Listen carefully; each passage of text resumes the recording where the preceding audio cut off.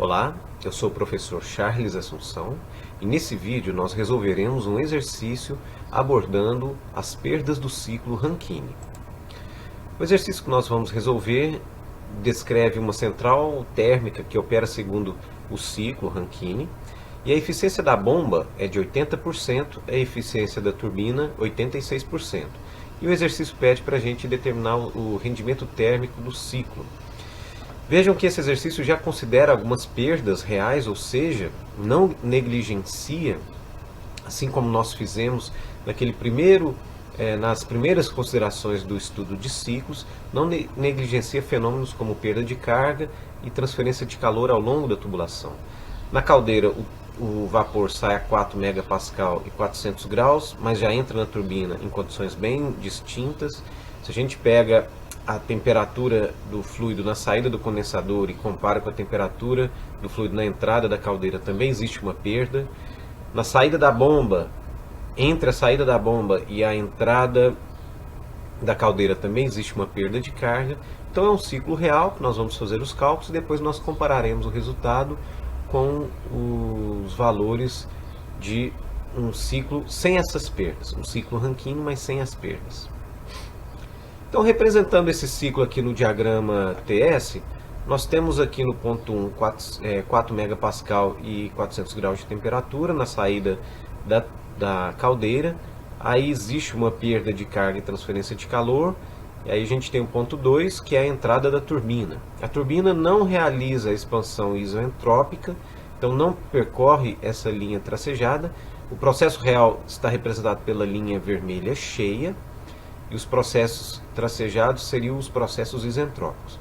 Então, ao invés de vir para o ponto 3S, o vapor vem para o ponto 3, onde ele tem maior entropia e maior entalpia. Por isso, então, ele entrega menos energia para a turbina, portanto, menor será o trabalho mecânico gerado na turbina. Esse vapor vai ser resfriado, condensado e resfriado no condensador. Ele sai a temperatura inferior à temperatura de condensação, que é para essa pressão 45,8 graus Celsius. Então aqui é difícil a gente representar todos esses detalhes por conta da escala, mas aqui existe uma pequena queda de temperatura, mantendo-se a pressão. E aí a gente tem o processo de compressão na turbina. O processo isentrópico ocorreria com a entropia constante, mas o processo real ele traz para esse ponto 5, onde a sua entropia também é maior. E entre a saída da bomba e a entrada da caldeira, nós também temos a perda de carga, uma leve redução na temperatura. Então aqui a gente teria um deslocamento do ponto 5 aqui para o ponto 6, reduzindo a temperatura e reduzindo a pressão. Veja que a linha vermelha aqui é 4,8 megapascal e a linha azul seguiria em 5 megapascal, que é a pressão de saída da bomba. E no interior da caldeira, a gente tem a perda de carga aqui. Aqui é difícil representar essa perda, mas aqui fica um pouquinho mais intuitivo, porque dentro do domo a linha deveria ser perfeitamente horizontal. Aqui eu provoquei uma leve inclinação para representar a perda de carga, para que nesse ponto, então, na saída da caldeira, nós tivéssemos 4,4 megapascal de pressão. Então, representado no diagrama TS esse ciclo termodinâmico, vamos fazer os cálculos para definir a eficiência do ciclo. Então a gente vai, o ponto 1 ele está completamente caracterizado. É importante destacar aqui que eu utilizei uma tabela termodinâmica automatizada da própria internet. Eu vou deixar o link na descrição desse vídeo, mas é importante ressaltar que, obviamente, nós podemos lançar mão dessas tecnologias que facilitam muito a nossa vida e nos faz ganhar um pouco de tempo, especialmente nesses cálculos termodinâmicos que envolvem muita interpolação, mas é importante que nós saibamos como realizar esses cálculos se nós tivermos apenas as tabelas termodinâmicas em mãos. Mas esses valores, e outro detalhe importante também é que se você adota tabelas de referências diferentes, os valores da entropia e da entalpia em cada ponto, esses valores podem variar, mas a diferença dessas propriedades entre dois pontos tem que ser exatamente a mesma. Isso se deve à possibilidade do ponto de referência para a estimativa desses dois valores ser diferente. Mas a diferença entre eles, que é o que caracteriza o processo, que é o que nos interessa, aí essa diferença tem que ser exatamente igual, independentemente da fonte adotada. Então, determinando o trabalho da turbina, a gente vai determinar a partir da relação de eficiência. O que é a eficiência da turbina? É o trabalho real, é o trabalho de um processo irreversível, e esse trabalho é menor do que o trabalho reversível, sobre o trabalho que seria realizado se o processo fosse reversível. Então, esse trabalho é menor do que esse, logo, essa eficiência é menor do que 1. Para fazer esse cálculo, a gente tem bem distinto também, bem caracterizado o ponto 2, porque nós temos a temperatura e pressão, duas propriedades independentes, caracteriza o estado termodinâmico. E para caracterizar o ponto 3, nós vamos lançar mão, então, do processo isoentrópico. E aí nós diremos que a entropia no ponto 3S é igual à entropia do ponto 2. Então, ponto 2 é 6,73, do ponto 3S é a mesma coisa. Essa consideração. Se o rendimento, a eficiência da turbina foi dado no exercício, que é de 0,86, então o trabalho simplesmente a gente obtém multiplicando 0,86 pela diferença entre H2, que é 371, e H3S, que é 230.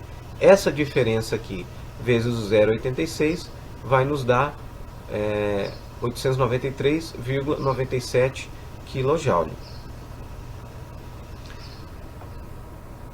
Para determinar o trabalho da bomba, porque o trabalho do ciclo é o trabalho líquido, então é o trabalho da turbina menos o trabalho da bomba sobre o calor da caldeira. Então, da bomba é semelhante. Então, o rendimento da bomba é semelhante, porém inverso ao da turbina. Nós temos aqui o trabalho reversível, de um processo reversível, ou seja, uma bomba reversível ela consumiria menos energia para realizar o seu bombeamento do que o processo real. Então, devido às irreversibilidades, a gente gasta mais energia. A gente vai considerar aqui, então, esse processo. O que nós queremos é esse trabalho da bomba real. O rendimento da bomba foi dado, então a gente tem que obter essa diferença aqui. Como essa diferença é a diferença de entalpia entre processos isentrópicos, o S5 isentrópico é igual ao S4, então para uma compressão isentrópica na bomba, nós podemos escrever que a diferença de entalpia é igual ao produto do volume específico pela diferença das pressões de entrada e saída. Então, como na entrada nós temos 10 kPa e na saída nós temos 5 MPa, fazendo essa continha nós obtemos 5,04 kJ por quilograma. Vezes a eficiência, então esse valor é 5,4, na verdade dividido, porque a gente vai inverter aqui as posições, esse valor dividido por 0,8 nos dá 6,30. Então agora nós vamos definir ou determinar o calor da caldeira, que é a diferença de entalpia entre o ponto 1 e o ponto 6. Então a gente tem aqui no ponto 1 3.210 e no ponto 6 172 kJ por quilograma. Fazendo simplesmente essa diferença, que é essa diferença toda, que toda essa energia gasta na caldeira, nós temos 3.038 kJ por quilograma.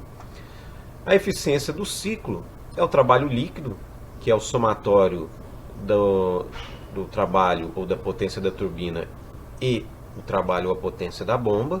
Claro que da bomba aqui ele vai subtrair, então vai ficar o da turbina menos o da bomba, que é o resultado líquido obtido, que é o que interessa para nós no ciclo, dividido pelo custo.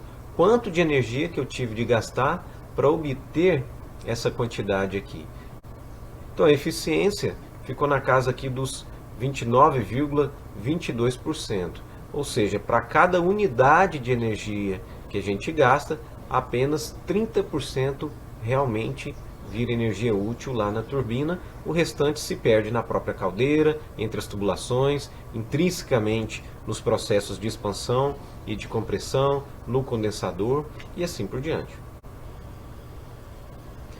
Para fechar esse exercício, então, nós vamos calcular a eficiência do ciclo se não houvesse essas perdas de transferência de calor por meio das tubulações, processos não isentrópicos e perdas de carga.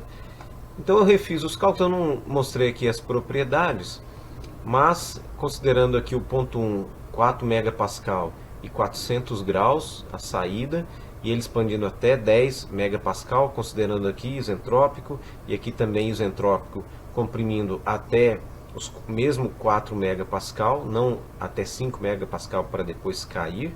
Então aqui a gente não tem o efeito de perda de carga. A gente chega no H1 menos H4 igual a 3.018 kJ por quilograma. Se a gente faz o trabalho líquido, que é a diferença da entalpia entre esses dois pontos, menos a diferença da entalpia entre esses dois pontos, trabalho da turbina menos o trabalho da bomba, nós vamos ter 1.066 kJ por quilograma. Fazendo a relação entre essas duas grandezas, nós chegamos numa eficiência de 35,3%. Sem as perdas do ciclo Rankine, intrínsecas do ciclo Rankine, a sua eficiência seria quase 20% superior à eficiência apresentada quando as perdas são consideradas. Então vejam que o nosso trabalho numa boa especificação e no cuidado, especialmente na manutenção do sistema, para evitar a perda de calor, cuidar do isolamento térmico, dimensionar bem as tubulações para não haver perda de carga, pode representar um ganho de eficiência significativo e claro que isso vai refletir no ganho, na redução de custos e na maior eficiência tanto energética quanto financeira.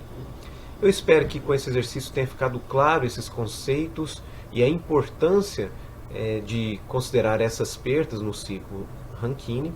Em caso de dúvidas, não hesite em entrar em contato. Eu agradeço a sua atenção e espero que você acompanhe as próximas aulas. Obrigado e até lá.